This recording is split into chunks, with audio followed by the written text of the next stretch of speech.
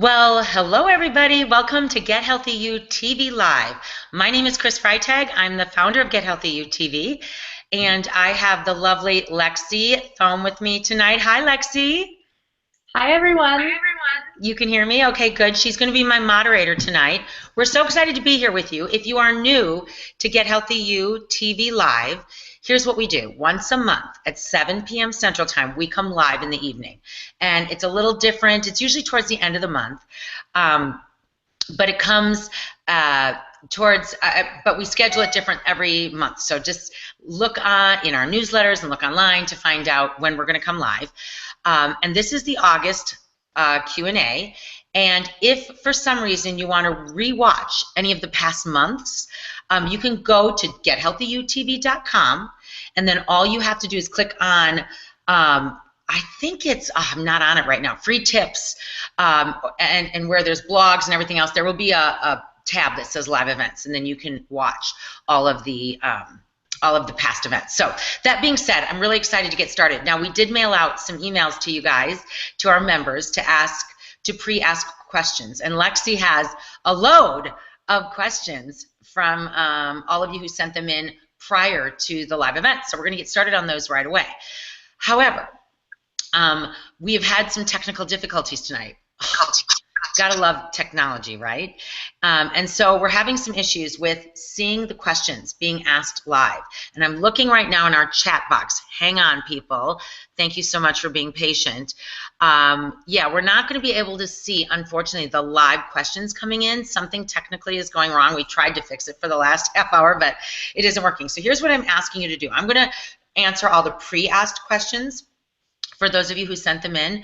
But over on our Facebook page, if you go there, I set a little live Facebook feed about 7 minutes ago saying, hey, I'm going live. You could ask the questions on that post, and both Lexi and I have that post open on our computers, and we can see questions coming in, and so we'll take those questions too. And we've had a couple other little technical difficulties. Lexi was frozen for a minute, but Lexi, you don't look frozen to me right now. Are you okay? I think so. Are you frozen, girlfriend? I don't think so. All right, everybody, let's get started. Lexi, I'll have you start asking the questions. I'll start answering them. At the end, I have some news and updates for Get Healthy U TV, which I'm really excited about. So let's get going. Perfect. So I'm going to start off with a couple of our most common questions that I know you get.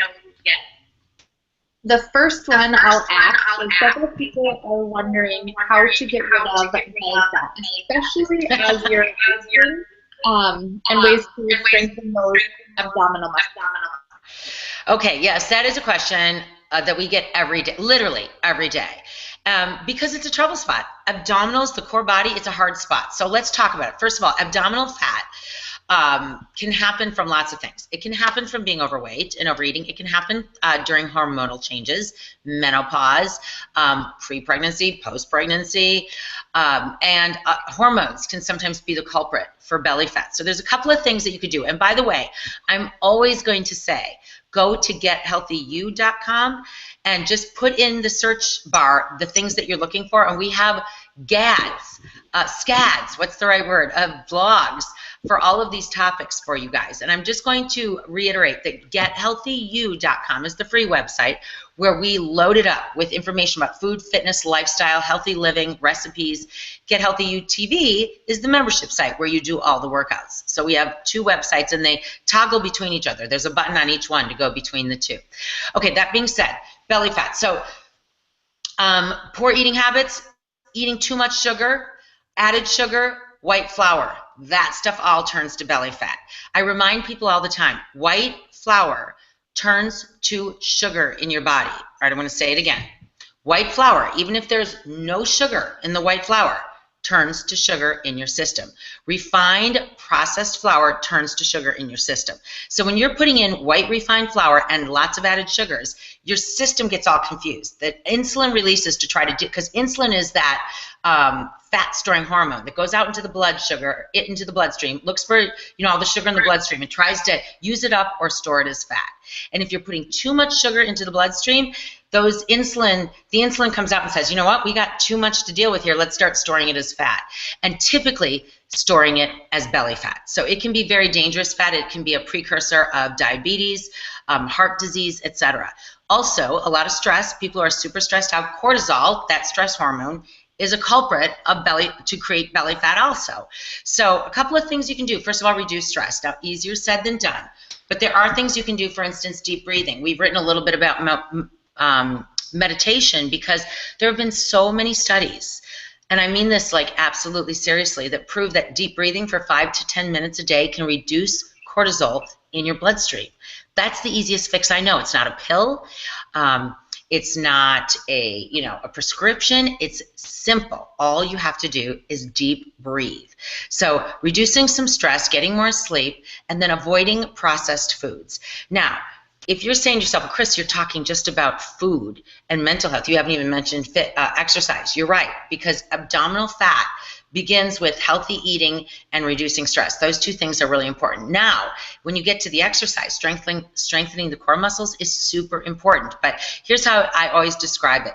If you've got the extra upholstery on the outside of the framework, you're never going to see the framework inside. Another way I like to say it is, if you keep the six-pack in the back of your fridge, nobody will ever find it, right?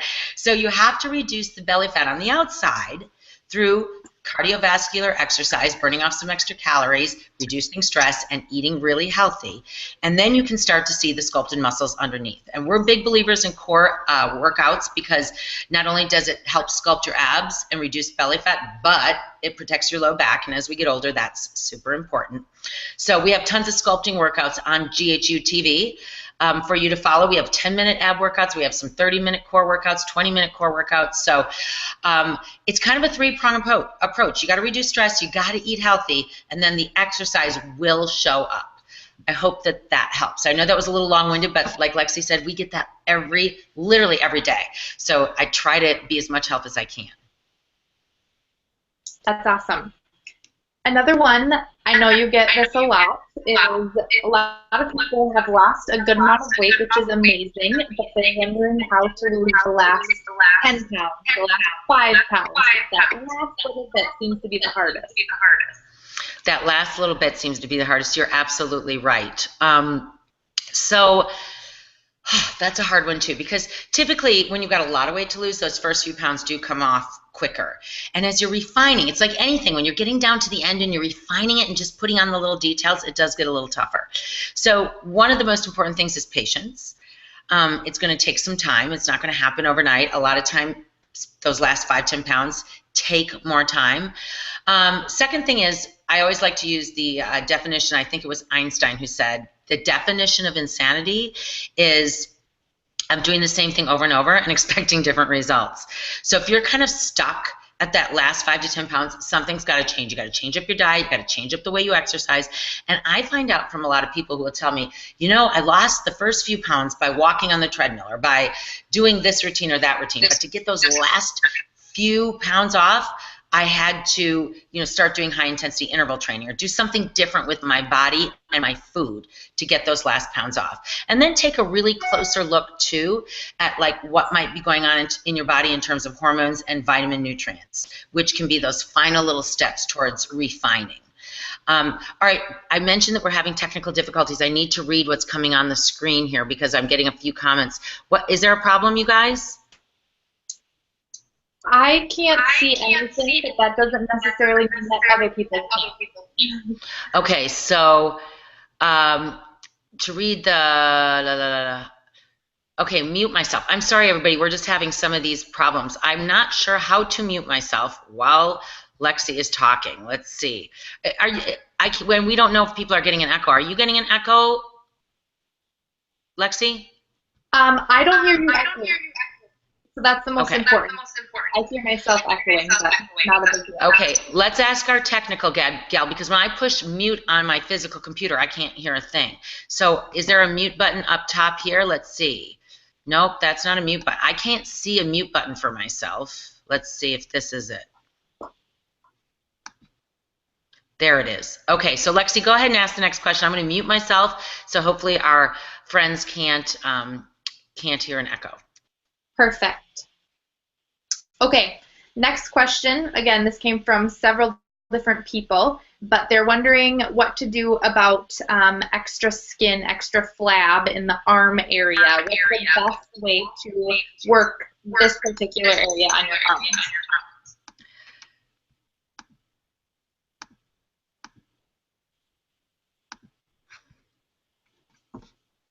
Are you there, Chris? Here, I just can't unmute myself. Okay, I can hear you now. Okay, honestly, seriously, this is the kind of thing. Now, cortisol is flowing in my body from stress. I push the mute button and it's on, off, on, off. I'm so sorry, everybody, but let's get to that question.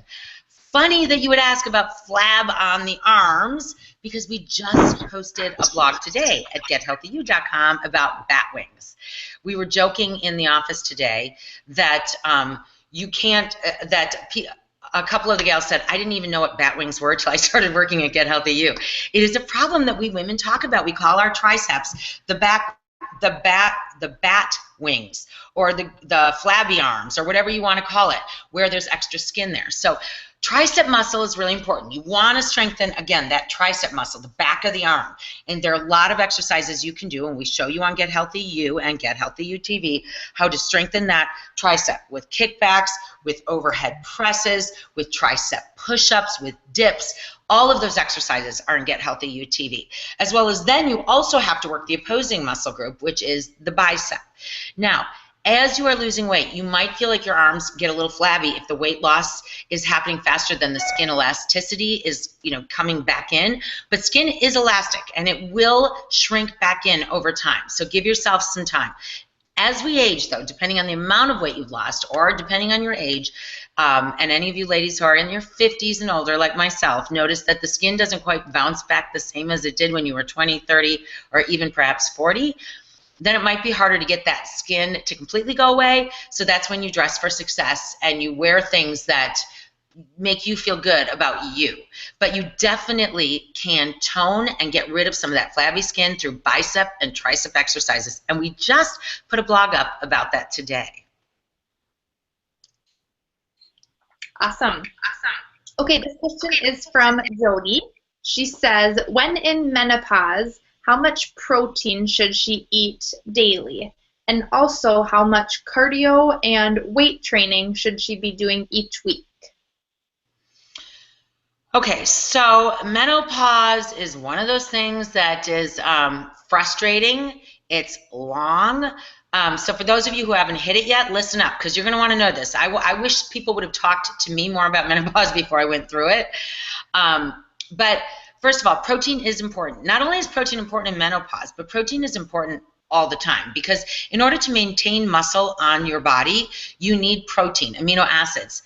Protein is made up of amino acids, and that's what feeds your muscles and to keep them able to either maintain or grow.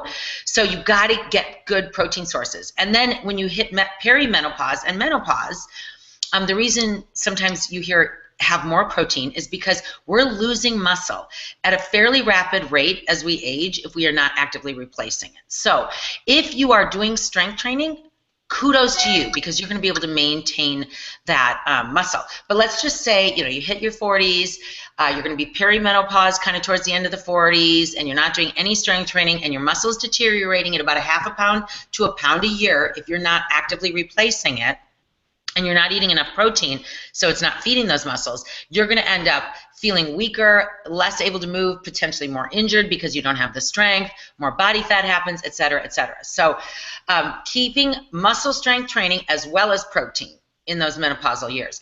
How much protein do you need? This is kind of a universal, no matter if you're in menopause or not. About 1/2 pound of about 1/2 gram of protein per pound of body weight. So for instance, if you weigh 140 pounds, you need approximately 70 grams of protein a day. Now, if you're active, really active, or you're doing a ton of strength training, you're really trying to build some muscle, maybe more. Extreme athletes or athletes that work out a ton and compete, they're going to be at least 1 gram per body weight. A pound of body weight. So for instance, a 140-pound athlete that's training all the time will probably eat about 140 grams of protein a day. But for instance, if you're about 140 pounds, you're eating 70 grams a day, it's really not that hard to get that.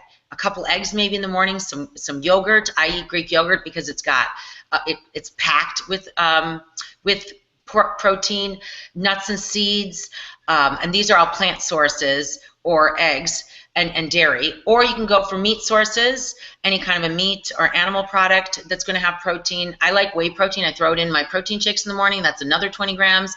So I figure, like, if I get a protein shake or some eggs in the morning, some yogurt, a chicken breast, throughout my day, nuts and seeds. I eat tons of nuts and seeds. I get a good source of, I get at least 70 grams of protein in a day. And what was the second part of that question, Lexi? I'm very menopausal. I can't remember. The second part was how much cardio and weight training she should be doing each week. Again, cardio and weight training, kind of universal, whether you're menopausal or not. Cardio, just to exercise that heart muscle. And as we do get older, we do have a higher degree of risk for heart disease. And whether you're overweight or not overweight, heart disease can happen. And the main thing is to exercise that muscle. So about 2.5 hours of cardio a week is recommended by the CDC.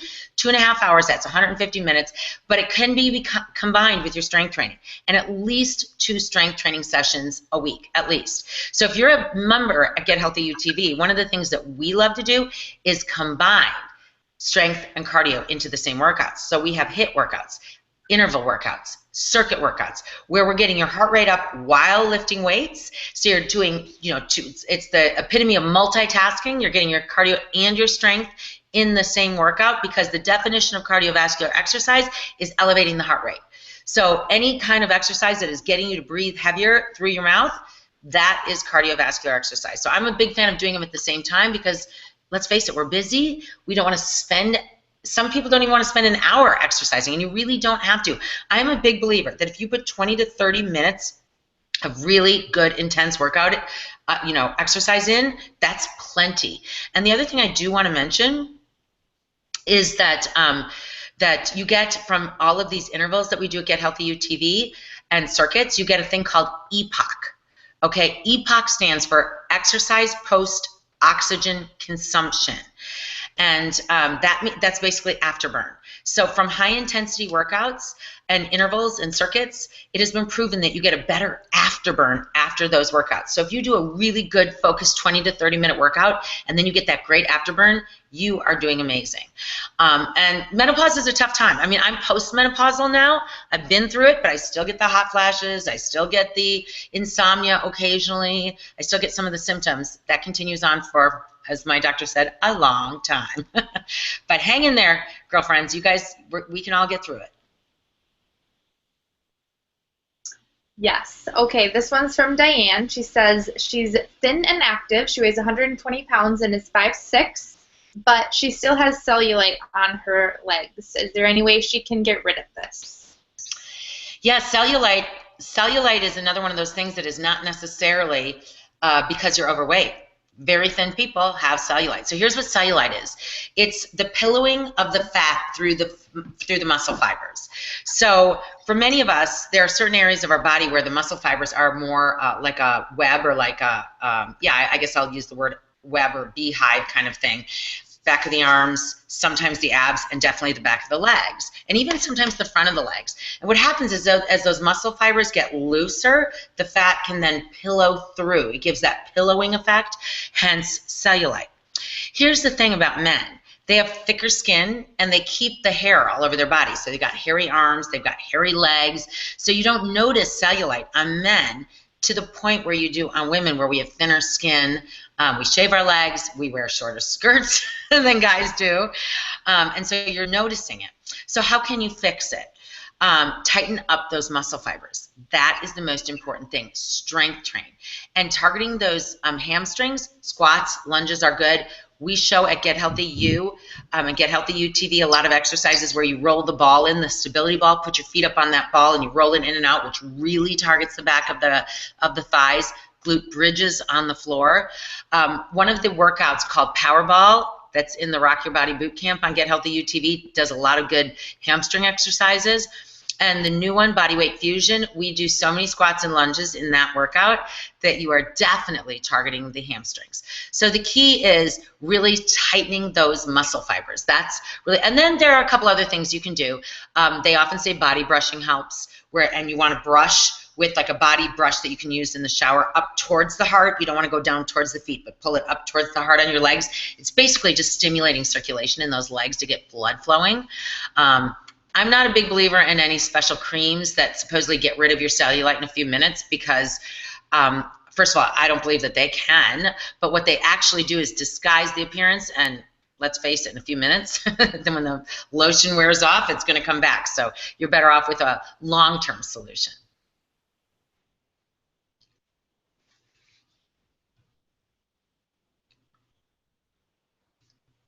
I'm not hearing Lexi. Maybe Lexi froze up. Are you there, Sam? I'm so sorry, everybody, that we're having all these technical difficulties tonight. This is so weird. Okay, Lexi is frozen. So I'm going to answer one of the questions. We'll see if we can get Lexi unfrozen. But Rosemary just asked a question live, and I'm seeing it here. And she's asking exercises to improve my swing and get more distance. I got to believe that she's talking about golf. That's because I doubt she's playing hockey, right? So exercises to improve your swing and get more distance. First of all, strengthen the upper body for absolute sure. And then the other thing that would be really helpful is rotational exercises. So a lot of golfers work on rotation in both directions. One of the problems for people who play sports where you rotate only to one side, tennis, racquetball, golf, hockey, where you're always rotating to one side, is they develop some sort of injury in the back from too much over rotation to one side. So what you want to do is rotate to both sides so that you're working your core on both sides and strengthening the muscles on both sides to avoid injury. So the stronger you get will help with distance. And then to improve your swing, you might want a golf lesson because I know that that really, really helps. But rotation, really loosening up that rotation is going to really make a difference. I don't have the questions in front of me, Sam, because Lexi has all those. Perhaps our lovely internet helper here might be able to provide me with some of the questions coming through. I did see some questions today on the sheets. Lexi and I were looking at some of the sheets in the office today, and there were some questions about what are the best workouts to do? If I were going to get started, how should I get started? So here's the thing. I'm a big fan of high intensity interval workouts. I think they're awesome, but sometimes you just don't want to start with those because they're too much too soon, and it might be getting your heart rate up that much is hard in the beginning. We have a couple beginner programs. Walk and Tone and Move to Lose are beginner programs that kind of get you started, start the heart rate off slowly, and can help you from, just feeling like your muscles are warmed up and moving. I love baby steps because I think if you come out of the gates and you do these really intense workouts and you're so sore you can't walk or move for like 4 or 5 days, you're not gonna, you don't get a whole ton of enjoyment off that. So I want you to kind of wake up and warm up and get your muscles ready for some of those more high intensity exercises and then ease into those and get started with those. We did put a workout calendar on Get Healthy UTV for beginners. It's called Get Started Beginners Calendar. If you go under workout calendars and then you just scroll down, it's there. And we put that one together because we were getting a lot of questions from people who said, how do I get started? And we said, start with a month of just getting your body used to exercise and then move on to the high intensity workouts. However, I will tell you, I'm a huge fan, you've already heard me say that, of working a little harder, not longer. And all of our workouts will, all of our, like the newest one, Bodyweight Fusion and Rock Your Body Boot Camp and Definitions and Power 20, those are gonna help get you into amazing shape, improve your muscle tone, and help you lose weight. So that's that. Now we've got Lexi back. It must be in the air today. We're just having big technical difficulties. So sorry. No problem. Okay. Move on to the next question. I'm assuming you answered that. Question that I used from memory. So go ahead and ask the next one. Perfect. So Rhonda is 57 years old and she walks 30 minutes a day. but she is looking to add in a really good workout that she can enjoy and she can continue to do for a long time. So what would you recommend for like a really good workout to add to her walking routine already? Well, and walking is great. I love walking. It's something that we can do into old age. It's awesome. It's good for the heart. It's good for the body. But you need to add in strength, especially in our 50s. We need to add in strength. So here's what we need to do. We need to, definitions. If you're a Get Healthy UTV member, definitions is a little more advanced strength. Walk and tone would be a good one, especially since you're a walker, to get started with. In walk and tone, we have a couple workouts where you walk for a little bit, like indoor walking in place, and then you go into a weightlifting routine, and then walk, and then weights, and then walk, and then weights, and kind of gets you started. But you definitely need to get strength training going. So if you're going to get out there and walk the dog, walk with friends, whatever it is, make an appointment with yourself to say, okay, I'm going to come in, and I'm going to do a 20-minute workout with weights after that. And even if you did it a couple times a week, maybe you did one upper, one lower, and one core every week, I promise you that you would see a difference. That's the one thing I love about my job is that I can pretty much guarantee results if somebody is really holds himself accountable to eating healthier and actually moving their body more. It's just human science. It's biology. So I get so excited. So get some strength going on, girlfriend, with your walks. I think that'll be great for you. Okay, I like this question a lot. I have the same question. Carrie's wondering if it's best to work out through muscle soreness or if she should focus on other areas of her body and really let the muscles that are sore rest and recuperate. Good question. Very good question. Okay, so here's the answer. If you are super sore, if you are at that point where you're like, oh my gosh, I can barely sit down, my butt is so sore, definitely let your muscles rest. That's called DOMS, D-O-M-S, delayed onset muscle soreness. And typically it happens a day to 2 days after a workout, an intense workout. So if you feel like, wow, my glutes, my legs are super sore, those are your muscles talking to you saying, holy cow, you really worked me. I need to ingest some protein into my muscle fibers and start repairing. So yeah, you want to give your body a break. And if it's your legs that are sore, then absolutely work your arms the next day because those muscle groups are okay. Or do your core or whatever it is. So yes, but if you do a workout and you're not super sore, like for instance for me, I mean, some days I do get really sore, but a lot of days after teaching a class, I'm not that sore. It's not because I'm not working hard, it's just my body's used to it. And so if you're not sore, go for it. Work it out again. If you did squats yesterday, but you didn't overdo it, then do them the next day, that's fine. But whenever you feel that intense soreness, yes, wait a day or 2 or 3 to let them repair and then go right back at it again. Perfect. All right, we got a live question. We were able to get one in. Renee says, do you have thoughts on chewing sugar-free gum? I have the urge to chew lately. Any alternatives? Yes, I am a gum chewer. And I shouldn't chew in public because like my husband says, he's like, oh my God, you chomp that gum. But sometimes I think chewing gum can help you like get yourself out of the kitchen and get rid of that food fixation and shove some gum in your mouth and forget about it. So sugar-free gum.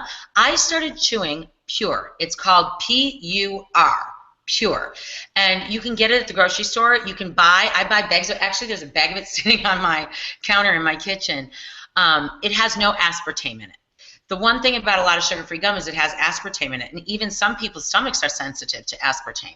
So I found this particular gum, P-U-R. I actually buy it on Amazon because what I do is they come in little pouches, and I'll buy like a variety pack. So I get cinnamon, bubble gum, and mint gum all in one variety pack.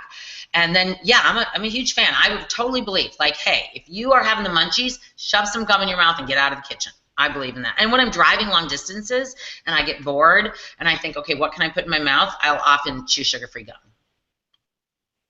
Awesome.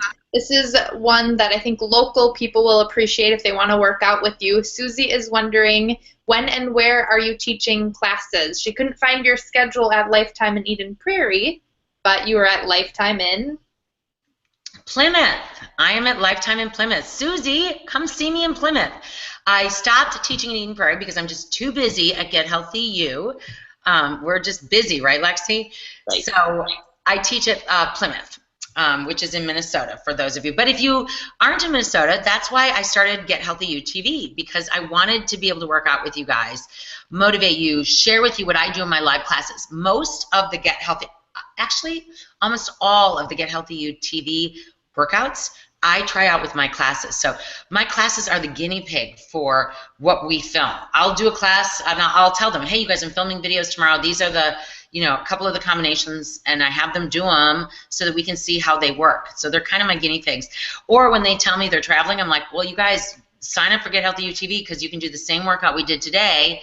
Next week, it's on Get Healthy U TV. That being said, too, the other trainers, Lindsay Baumgren, Jennifer Gallardi, she's amazing. Amy Dixon, who is coming in September, they're all amazing trainers, so we get a lot of variety. But anyway, Susie, if you come to Plymouth ever, introduce yourself to me. Awesome. Okay, Carrie has been struggling with plantar fasciitis for the last couple months, so she's stopped doing high-impact exercises. She's been focusing solely on strength training and yoga, but she still has 40 pounds to lose and is wondering if these two things will be able to get her there. They will be able to get you there partially, but you definitely need some cardio. And so here's the thing. Plantar fasciitis is curable, but it stinks. It stinks while you have it. So a couple of things I'm going to recommend. First of all, you got to sleep with a boot on. When it gets to the point where you can't get rid of it on your own, you've got to sleep with a boot on. Go to footsmart.com, footsmart.com. And check out some of the boots that they sell there. They Velcro. I have a boot that I was just joking. One of the editors at Get Healthy U, Kim, just gave it back to me the other day in a bag. She had a little plantar fasciitis starting, and so she slept with the boot for a little while. And she said, "How many people have slept with this boot on?" And I said, "I know, it's kind of gross. Maybe we need to wash it," because I've shared it with so many people. But it literally Velcros on your foot, and it keeps your foot flexed while you sleep. Because part of the problem with plantar fasciitis is this tendon underneath is what's bothering you in the arch of your foot. And while you sleep, your foot relaxes. And what happens to that tendon? It shortens. So when you wake up in the morning, it's like, to lengthen it out, it's like pulling a piece of taffy. It really hurts. And it's not giving it the chance to repair. So when you sleep with that boot on, it stays long all night and can repair faster. So it's just like a Velcro boot that mine goes up to my knee almost, and it's great. And I have had so many people solve their plantar fasciitis with that. In addition to that, you need to tape your foot. And I buy athletic tape at like a Target, a Walmart. It's like $1.99 for a roll of, it looks like first aid tape. It's about 1.5 inches wide. And you want to tape, let's say this is your foot. You want to go over and under and over and under. And what you're kind of doing is just adhering that tendon to the bottom of your foot so that during the day it isn't pulling apart and still continuing to re-injure itself. So I have found through taping my foot, wearing good shoes for a period of time, and then sleeping with the boot that I've gotten rid of it. I've had plantar fasciitis twice, and it's bothersome. And I talk to people all the time who are suffering from it. And you can roll your foot over a frozen water bottle.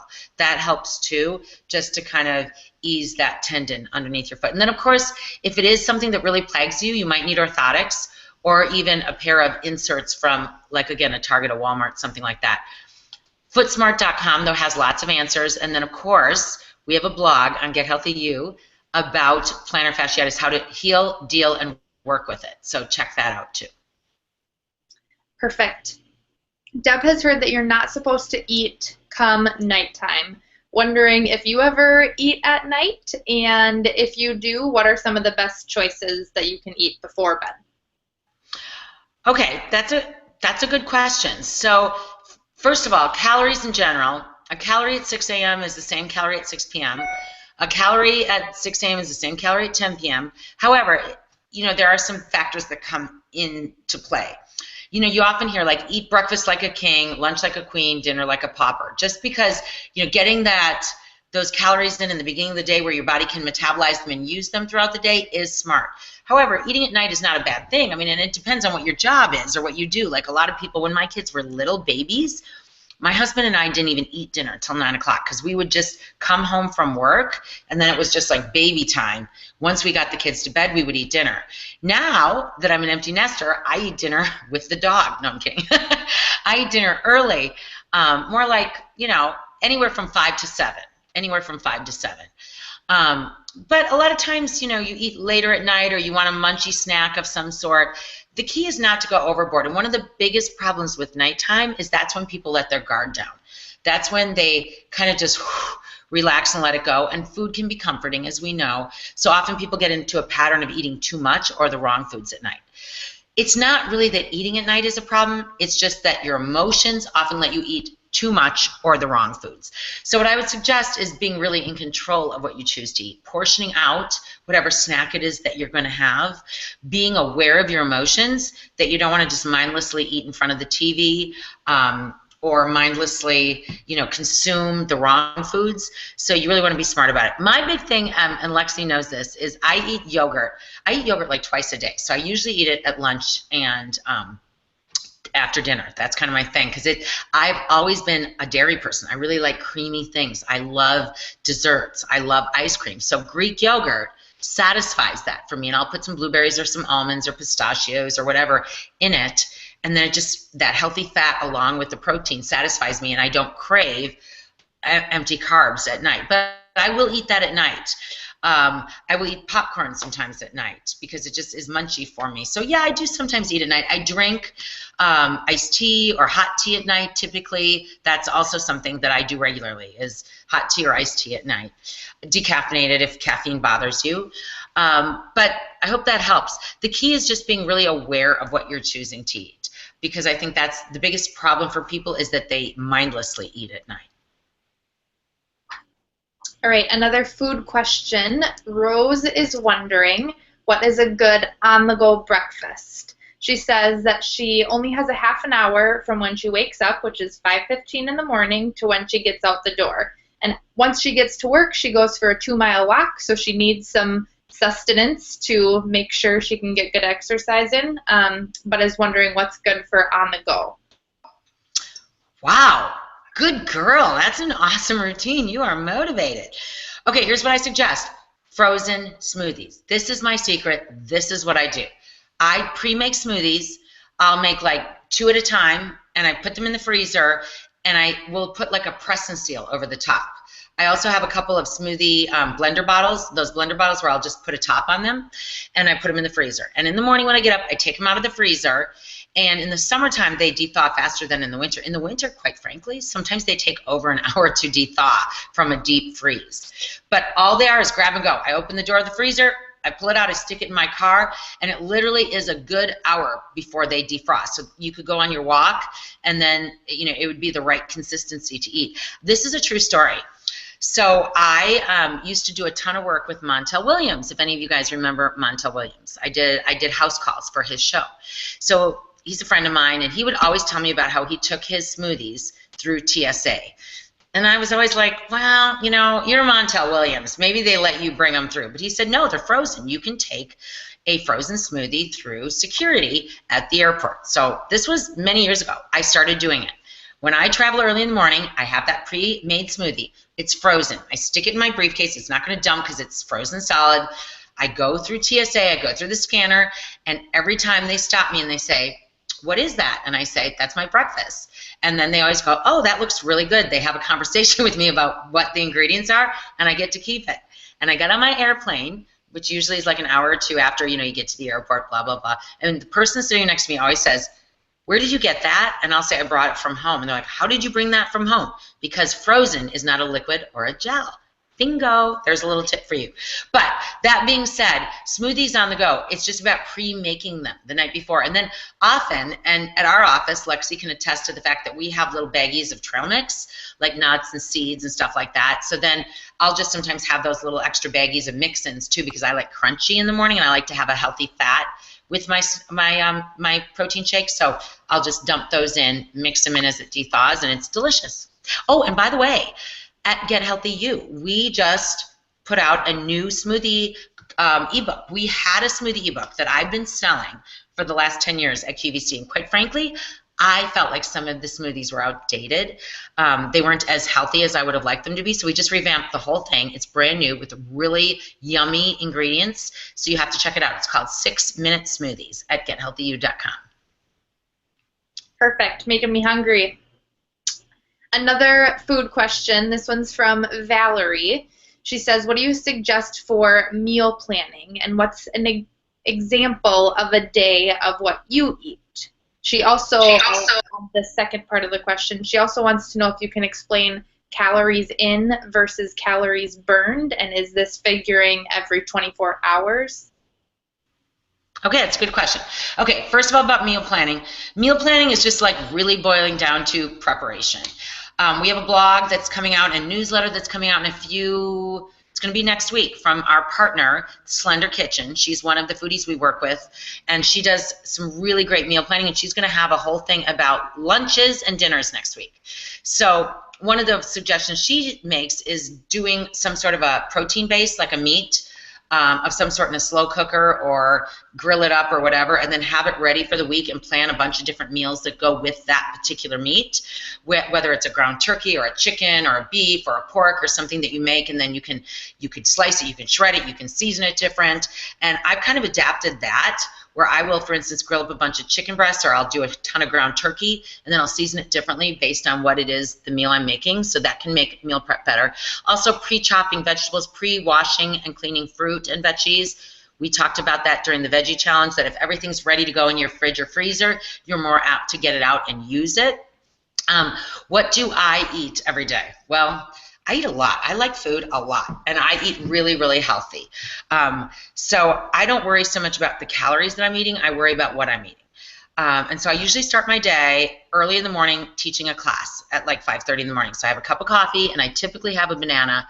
That's my go-to, or grapes. Those are kind of my two go-to fruits. Easy to eat in the car. After I work out, I have a protein smoothie 90% of the time, although in the winter I'm a big oatmeal girl. And sometimes I'll have eggs, because I do love eggs, but and I'll throw in some healthy fats, nuts or seeds in there, or an avocado in my smoothie with my fruit, my whey protein, or my collagen protein, and that's my breakfast. Then I will sometimes have a snack of a hard-boiled egg in the morning. At lunch, I eat veggies, veggies, veggies, veggies. I love to eat veggies. I'll put a protein source with it, like a hard-boiled egg or like some chicken or turkey of some sort, and then I'll eat veggies, hummus, guacamole, salad, whatever it is. I usually have yogurt in the afternoon as my kind of snack. Sometimes I'll have something before dinner, but usually I just then go to dinner. And my husband, now that we're empty nesters, we do a lot of quinoa, we do a lot of what we call Buddha bowls. And we have a lot of recipes for Buddha bowls on gethealthyu.com, where we mix in like a grain, a protein, beans, veggies, sweet potatoes, beets, whatever it is, and we make this bowl called a Buddha bowl. I make quinoa a lot on the weekends, and then I'll just have it in the fridge for the whole week, so that we make meal planning easy. But that's kind of my day. And then usually at night, like I said, I'll have some sort of a snack, whether it's I love these things called Go Raw snacks. I'll eat those. I will eat yogurt at night. I eat nuts and seeds and dried fruit at night, like that kind of thing. So that's my go-to. I usually have tea at night too, and typically hot tea. Sometimes iced tea in the summer, but typically hot tea. That's my day. Okay, calories. So calories in, calories out helps people kind of think about that like math equation, but it is very much oversimplified, because the quality of the calories almost matter more than the quantity. However, especially when people are trying to lose weight, listen, calories in, calories out matters. I mean, our body, it's an energy equation. Calories are units of energy. You put them into your body to fuel your body. They are fuel. And if you put too much fuel into the system and the wrong fuel, like I was talking earlier about too much white sugar, too much white flour that's turning to sugar, your body and the systems get messed up. I kind of liken it to a computer or to a car. You put the wrong gas into the car, tank after tank, and it doesn't perform properly, correct? So if you keep putting the wrong fuel into your body, it doesn't perform correctly. So two things at play, quality and quantity, the two Qs when it comes to food. So you do want to watch that energy equation where you are burning off more than you're taking in, which is going to kind of in your mind give you that reassurance that you're doing the right thing and you should be eventually burning off that body fat. But the quality of those calories really, really matters. And here's the thing with real food. It's typically hard to overeat too many calories when you're eating real food, because if you're eating veggies and fruit and lean proteins, they're not really that full of calories. The healthy fats, which are really good for you, those are full of calories. You have to be careful. Like, you can't eat 4 cups of nuts a day. That's probably going to be too much on the energy equation. So I hope that makes sense. take that calories in, calories out on a 24-hour basis as just something to motivate you, but the quality is as, if not more important than the quantity. Keep those two things in mind.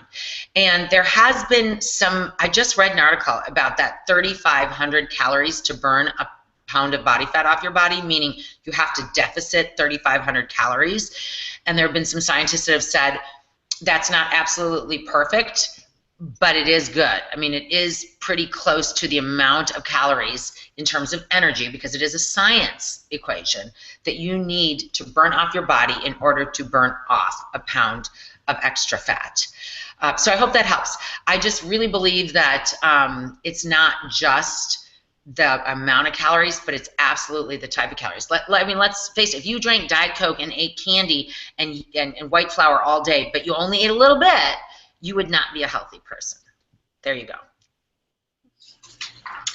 All right. Sandy is 64 and a GHUTV member. She goes between definitions on Get Healthy UTV. It's one of our workouts. She goes between definitions and upper body HIIT 3 times a week. She starts with 2 10-pound weights on the overhead triceps and can do about 10 to 15 reps. So she's wondering if it's better for her to drop down to 8-pound weights or a lower weight in order to complete her sets, or to stay at her 10-pound weights and do as many as she can at that level. That's a good question, and you might not like my answer. You want to progress. So you do want to progress where you're going to have your weights, but when you're doing high-intensity interval workouts, you've got that heart rate thing going on also, so sometimes you can't necessarily grab a heavier set of weights. So the answer, in my opinion, is a little bit of both, meaning on the days where you can stick with those 10-pounders and you can just keep banging them out and just, you know, grind out a couple more, I would stay with them. But if you're, and there are days, and going back to what we were talking about, menopause, last year, which is kind of when I was like at the end of like literally getting through, I guess what you'd call menopause, hitting that point where I'm over it, there were days where I woke up and I just was tired. I did not feel as good as I normally do, and I'd be doing my workout and I'm like, oh my God, what is wrong with me? Like, I'm gasping and I'm a lightheaded, and you know, and so then I would lower down my weights and finish up with a lower weight, because the key is finish it up. A bad workout is still a workout. So there's no right or wrong way to do it.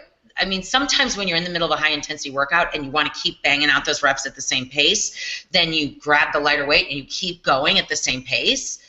I like that philosophy. However, I also like the philosophy of slowing down and just keep on going with that heavier weight and grinding it out.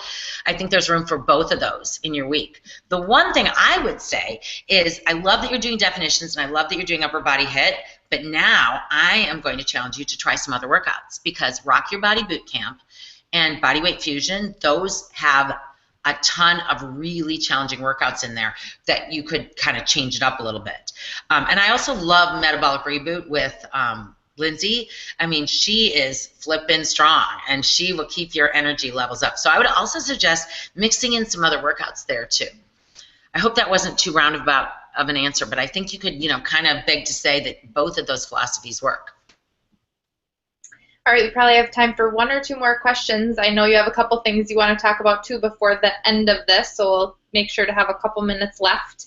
Someone is wondering if you have any thoughts about the proposed benefits of taking a tablespoon or so of coconut each day. Coconut oil. Yes, if you go to gethealthyu.com, I mean, I giggle every time, because literally, you guys, everything that we're talking about right now, there's an article on gethealthyu.com about. I mean, we pour our hearts into content, and there are thousands of articles at gethealthyu.com about this stuff. So coconut oil has come into trend, you know, being trend right lately, and for good reason. It's a healthy fat. Now, it is saturated, and a lot of people say, well, I thought saturated fats weren't healthy, but there has been a huge 360 on the science behind fats. And what we learned back in the 80s and 90s of do not eat fat was absolutely wrong. And we've found out that fat is not the key factor in creating heart disease or cholesterol, and that fat can actually help you reduce fat. We just put up a blog that says eat fat to get thin, because truly eating more fat can help you lose weight. And coconut oil has a lot of benefits. We have a couple blogs that tell you all the benefits of coconut oil. It's good for your skin, hair, and nails. It is a saturated fat, but it keeps you satiated longer. Being a tropical fat, there are some really good benefits to it. So, and it has, it's great to cook with. A lot of people like the flavor. So yeah, taking a tablespoon of it a day is a good thing. I mean, it really is a good thing, depending on what other fats you're eating. Again, you don't want to overdo it because you possibly could overdo it with fats in terms of calories. But it is a great choice, and I cook with coconut oil all the time. I'll use it to saute my veggies. I use it to, I even cook with eggs. Like I love a little coconut oil in the pan. I'm not a big butter person. I've never loved the flavor of butter, although my family does. But I would much rather have like a coconut oil flavored. I spread it on toast over butter. So there are some really good benefits to it, and definitely read those blogs. And it is a good idea to do that. Great. Kathy is wondering if you have any yoga poses that you recommend for stretching and strengthening the neck and shoulders. Yes. Yeah. As you know, depending on what you do for a job, or just as we age, or if you're not sleeping on the right pillow, you can get a lot of neck and shoulder pain. Or if you're lifting weights and you're using your traps. So here's a couple of tips. First of all, when you're lifting weights, I always say this in the videos, that a lot of times if your weights are too heavy, instead of keeping your shoulders relaxed away from your ears, we tend to do this, which engages our trapezius muscles back here, and then you get a sore neck from it. So you want to relax your shoulders away from your ears and use your muscle versus your traps. But there are some yoga poses to relax the neck, and a lot of them just involve, moving the head from side to side, down dog. Like in the beginning of a yoga class, I'll start often seated in a yoga pose, and then or in a seated pose, and then we'll do a lot of neck stretches from side to side where we push like our opposite arm away and just stretch through the neck. Down dog, when you're in down dog, you just kind of relax your cervical vertebrae. Those are your neck vertebrae, and just shake your head yes or no, and just do a nice relaxing neck stretch. Even laying flat on your back and doing some of the other stretches like your bridge pose can be very helpful. Pilates, though, really focuses on strengthening and relaxing the entire spine. So the cervical spine, which is the back of your neck, C1 through C7, the thoracic spine, which is T1 through T12, and then the 5 lumbar. So Pilates exercises, there are a lot of Pilates exercises where you roll up and roll down and learn to strengthen your upper and your mid and back in your neck, upper, mid, and neck, and then also you learn how to relax it. So I am a huge fan of yoga. Everybody knows, my people know that I love yoga, but I'm a huge fan of Pilates too. We do have a couple of really good Pilates core workouts on GHUTV that can teach you the principles of Pilates, and we have some written workouts too that can help you with that. So check out all of that. Perfect. This will be our last question, and then I'll let you take it away. Someone has had issues with Achilles tendonitis, and they're wondering if you have a good exercise to keep this from being aggravated and helping them lose pounds that they've gained by not being able to do their regular walking, bowling, and golfing exercises. Yeah, that's hard. Actually, sometimes my Achilles bug me when I'm doing a lot of jumping and running and not stretching. So you got to stretch. Do your down dog stretch. Do some of the yoga poses that stretch the back of the leg, seated stretch poses. When your Achilles is bugging you, self-massage, use a foam roller. I'm a big believer in foam rollers. I have one sitting in my bathroom, and I just foam roll out the back of my leg, the calf, and get the blood flow going. And you can also use like a rolling pin, or sometimes it's called a tiger tail. It's a massage stick, and you want to roll up towards the heart and just get the blood flowing back there. I'll even massage it with my hands back there and just massage my Achilles. And if it's really bugging you after exercise, like it's just inflamed, I will take an ice pack. And there was a time, oh my gosh, it was like 10 years ago, that I was really having Achilles problems due to the step, because I was doing so much step aerobics. And I would take an ice pack and take a bandana or a scarf and tie it around my Achilles and wear it around the house or the office for 20 minutes after a workout to, you know, help reduce inflammation in the Achilles. But you want to pay attention. When anything's bugging you, don't ignore it. Pay attention to it. Do some self-massage. Do some self-care to try to help make it better. And then hopefully, you know, it's just something that's an acute injury, and you can take care of it and get back on your way to doing some more cardio and moving. So hope that helps. Great. Did you have any last things that you wanted to talk about? First of all, I wanted to say thank you to Lexi and thank you to Sam. She's behind the scenes that help us with these live events. I want to say thank you to you guys. We were having some like crazy technical difficulties tonight. You know what? There are way more things in life to worry about than technical difficulties. We couldn't solve some of them. We weren't able to get all the live questions, and we do apologize. But we're always open to answering your questions. We do so on Facebook all the time and through the website, Get Healthy GHUTV. You can ask the trainer. So we'll always answer your questions. And so if you ever want to watch an old live event, just go to gethealthyutv.com and you can watch an old live event and see all the questions that were asked. We do this once a month. I know this was a busy week. Kids are back to school. It's just that time of year. But we'll come live again in September, and we'll see you then. A couple of things I want to mention. If you are a Get Healthy GHUTV member, we are starting a Facebook group, and I believe tomorrow you are going to get an email about the private Facebook group. So here's how it works. Nobody can see what's going on in that group except for the members of the group. So you can ask to join the group. We will verify that you are a Get Healthy GHUTV member, and once we verify that you're a member, we'll accept you into the group, and it will be our private place to communicate as a community. I am so excited about it for a couple of reasons. First of all, I'm a huge extrovert and I love to communicate. Obviously, you know that. Second of all, I really believe in the power of helping each other. And often you guys will answer each other's questions. I started a Facebook group about 4+ years ago, 5 years ago, and it was a group of women, and maybe some of you are even listening right now, that were doing a workout program of mine about 5 years ago. So we started this little group together because we were doing a 30-day challenge, and they all introduced themselves in the group, said where they were from, talked about their strengths and their weaknesses, started doing the 30-day program, and they became such good friends that to this day, that group is a pretty cohesive group that talk about their workouts and what's going on in their health side of their life.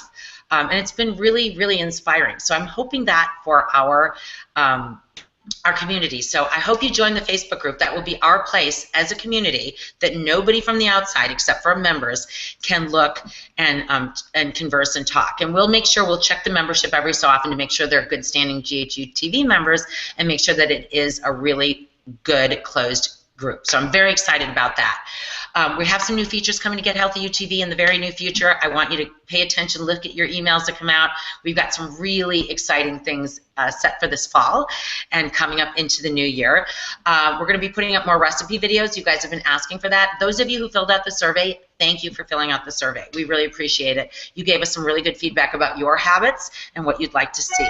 And so we're going to be giving you more recipes. Please remember that there are 2 websites. Get Healthy U is free and full of all good kind of information for you and recipes. Get Healthy GHUTV is where you log in to access all of the workouts. And let's see, what else did I want to tell you? The newest program for September, coming out in about a week, is a kettlebell program. I am totally pumped about it. It's another fun way to strength train. And you can pick up a kettlebell almost anywhere at any big box sporting goods store. And last but not least, if you are not a Get Healthy GHUTV member, I have a code for you to join tonight. Those of you know that we will give a good giveaway for the first year to get you involved and get you to be a part of our community. So here's the code. You put in at checkout. It's Chris, C-H-R-I-S, and the number 10. And that will check you out for $10 for the year. So I hope that if you are watching us and you aren't a member, that you will become one. I am so honored and grateful that you would take time at the end of August to spend an hour with us. So thank you so much. I hope that I can help you, and I hope that you will join the Facebook community so we can help each other. And thanks again to all of you. I look forward to conversing with you in the very near future. Thank you, Lexi. Thank you, Sam. And you guys have a great evening, and we'll talk to you soon.